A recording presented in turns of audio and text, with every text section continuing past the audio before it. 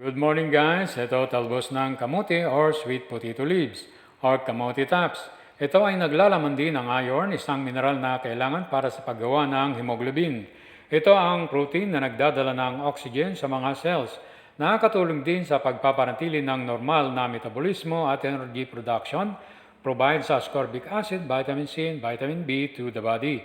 But it also offers vital nutrients like vitamin B, vitamin K, B6, thiamine, niacin, zinc, folic acid, calcium, and protein.